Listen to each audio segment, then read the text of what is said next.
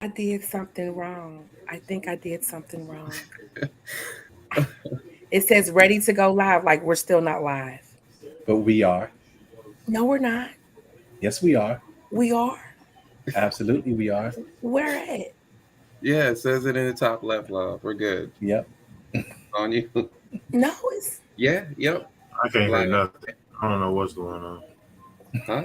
you know what? We didn't We change not stream we not services. looking good as a unit right now. No, we're not. Shh. Yeah, you're good. Oh, You're we good. Yeah. really are live. Can't hear Yeah, us. go Yeah, ahead, love. we Okay, someone good. somehow muted. How did I get muted? We really are Oh, live. King can't Okay. hear us. You know, we have changed from Restream to StreamYard in hopes of better services, you know, so we could continue to do our podcast. Somebody just loved it. Thank you. I don't know who you are, but we It's appreciate J that. Love. We'll Is that J appreciate that Love? heart. This is things that people don't want to talk about, brought to you by me, God Level. I am a mother, I'm a nurse, I'm an entrepreneur, and I also have this podcast. John, you want to go ahead and represent yourself? John Nicholson here, aka John Skywalker, the Sly Talker, lyricist, spoken word artist, martial artist, personal trainer, lover of life, student of psychology, and father. And we did forget something. That's music. Yeah. Yes, we did. See? So, with that being said, I am a lyricist. I am a spoken word artist who has 3 projects streaming on all streaming platforms, major streaming platforms right now. Light Benders, Mhm. Higher Dimensions, and Dimensions. If you love positive, conscious hip hop with a little bit of spirituality in there, some philosophy, you should plug me in to your vibration. John Skywalker. Look him up on all music streaming platforms. 3 projects. Plug Mm. in. Salute. All right. King Newborn is having some technical difficulties. Diamond, go ahead and represent yourself. Etepu Uncle Jasine. This is Saba Diamin, uh, philosopher, uh, spiritual science teacher, and also the founder of the Meeting of the Masters, which is a spiritual ascension class, an initiation to your own personal spiritual journey. It's a 9-month course held every year. If you want to, be a part of that, I'll be giving you the information throughout this course. But otherwise, you can send me a text or inbox at Saba Diamond on Facebook. All right. So that's me. All right. King Newborn Etepu. is going to go back out and come back in. We were hoping that changing up from Restream to StreamYard would kill all the technical difficulties. I know we've been having a lot here lately. Broadcast has been interrupted. The chat has not been coming up, and this is one of our favorite things to do every Sunday at 7 o'clock. You know, and we have faithful viewers out there. I know they've probably been looking like, okay, what's going on? We thought we fixed the problem. Hopefully, him going back out and coming back in will help. But until then, we're going to go ahead and move on with the show. This train is on the move. John, you want to go ahead and kick things off with Let's just go. emotional intelligence? Wait a Yeah, minute, we and I was supposed to have a call in to plug your business, and he never did call in. mm, Mm, Oh, sad. But if you want to plug your business, our number is 832-318-6966. Um, whatever business it is, well, I ain't gonna say that, you know, there's a limit, you know, because certain things that we're just not gonna push. But if you want to plug your business, go ahead and give us a call, and we will allow you all the time you need at the beginning of the show to talk about your business and draw in more customers. That being mhm. said, John, go ahead, honey. We could do a recap of what we talked about last week, and then we could see where the conversation takes us from there. Absolutely. All right. absolutely. So last week we did define, what emotional intelligence was. We sampled some of the definitions, and regardless of the specifics of the definition, we know that it involves the ability to use information very effectively. and it's the ability to identify and manage our own emotions as well as the emotions of others, right? So we talked about how it was popularized by a psychologist named Daniel Goleman in the 90s. It was first introduced by Wayne Payne in the 80s. It's also referred to as emotional quotient or EQ, which is similar to IQ, even though you can't measure it. We covered so many aspects of it, right? But I mean, it's a very broad topic, especially in terms of its applications. We talked about how, you know, we needed to distinguish ourselves from our emotions, that we are not our emotions, they are tools for creating a meaningful experience. We talked about the different aspects of emotional intelligence, which was self-awareness, self-regulation, motivation, empathy, and social skills. We talked about what some of the emotions were and the nature of them, the elements of them, you know, the subjective aspect, right? The subjective experience, what's happening internally. We talked about physiological responses. We talked about behavioral responses, and how, in the largest scope of things, emotional intelligence is really about creating meaningful human experiences, and that we are more than just humans, right? So saying that we are having a human experience, we're identifying as humans, but that's not our true nature. So we made a distinction about that as well. We talked about some of the basic emotions and what their functions were. They all have functions, right? They're supposed to inform us of our experiences so that we could properly respond to them. We talked about how they energize our motivations, they intensify our intentions, right? What else did we talk about? General ways that we manage our emotions: suppression, repression, expression, and avoidance, right? Suppression and repression being that the emotion comes up and we try to compartmentalize it, we press it down, we just don't want it to be shown. And, you know, in some ways we also deny our emotions, and those have their own consequences. Expression, it's not just about putting it out there, but are we putting it out there intelligently, right? Meaningfully, Yeah. strategically, even, right?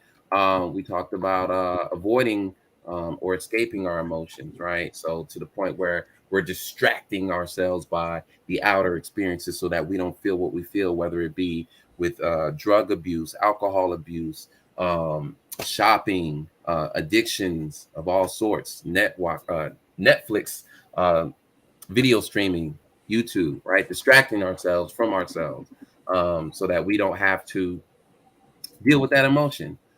We talked about some of the reasons why it's important, and we didn't get into strategies to improve emotional intelligence, but yeah, so we started off there. We even touched on like some of the variables that influence emotional intelligence.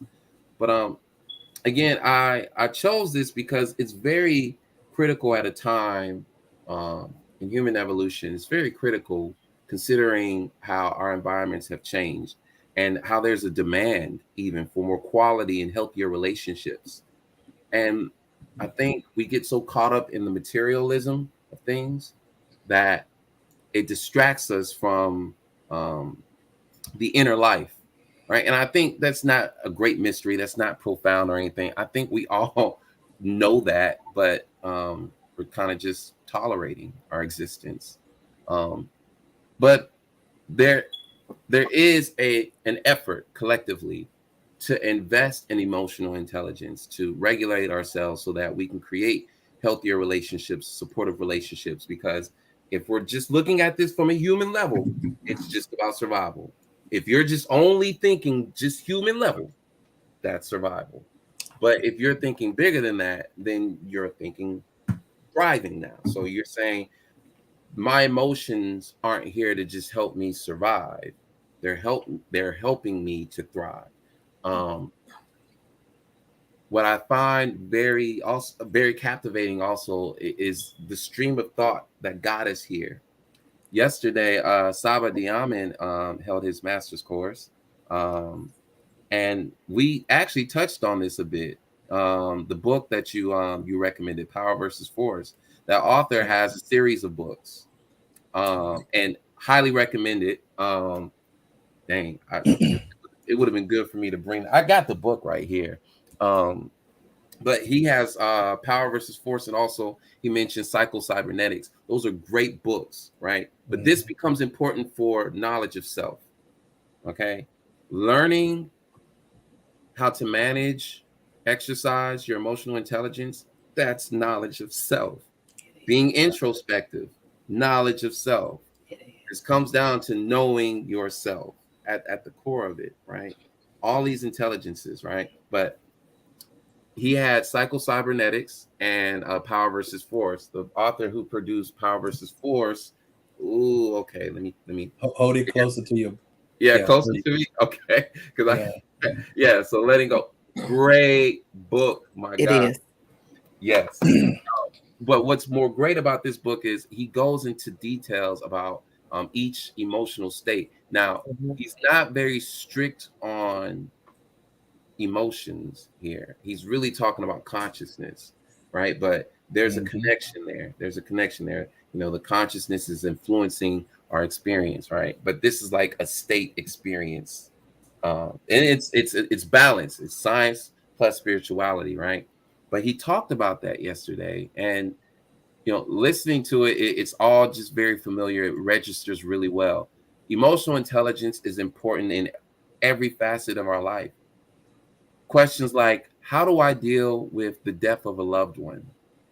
That's a fundamental question that we've been answering throughout human evolution. How do I deal emotionally with the loss? Because there's an emotional connection to that from our base experience. There's an emotional connection to that feature. I lost my car. I lost my home. I lost my land. I lost my mother, my father. How do I process that emotionally? How do I deal? How do I live from this point on? Because I have this emotional connection to this experience, this person, this place. How am I supposed to live, thrive, evolve in lieu of this? This is now part of my experience. So it answers questions like that. How do I deal with grief? How do I deal with loss? How do I deal with injustice in life when there's an imbalance? Someone has crossed me. And of course, we're in the world of illusions, but it's real in this sense. How do I deal with somebody aggressing against me, violating me? How do I deal with that emotionally? How do I respond to that? Right? Emotional intelligence is about recognizing that you have this feeling as it relates to your experience, and you have to decide what to do about that energy. And I wanted to kind of start, I didn't want to really focus on gender, but there was something that kind of roused up in me as I was thinking about this. The expression or the understanding of emotional intelligence between genders. There is this stereotype of women being more emotionally intelligent than men. Now, I know why we think that way. We're not saying they're emotionally intelligent in the way that we're thinking most of the time. So there's certain women, yes, but we're also saying they're emotionally intelligent simply because they express their emotions more frequently, more openly, right? Without being inhibited to do so. That's how we come up with stereotypes like, women are emotional, right? It's a cultural phenomenon. It's a cultural ideal, but there's no depth to that stereotype. We don't even know what that really means on the deeper level. We just say it because it's a fact of life, right? It's a fact of life based off of our culture, though, our cultural influence. So I wanted to highlight the fact that with men being perceived as unequal in their emotional intelligence to women, it's a question of, well, if that was the case, what is bounding women to men? Because y'all want to feel good. Women want to feel good. And you're not dating machines. You're not dating just Right. like slobs. You're not dating slobs of meat here. So are we saying that for the past, I don't know, the past century, women have not been interested in emotionally intelligent men? Because we have this stereotype. It's here. It's been here, right in our face. So it's like, for women, what does that look like? What does an emotionally intelligent man look like to a woman? You know what? I will have to challenge that notion, though, Okay. that women are more, I guess, are we saying emotionally stable than men? That is the absolute opposite of the No. truth.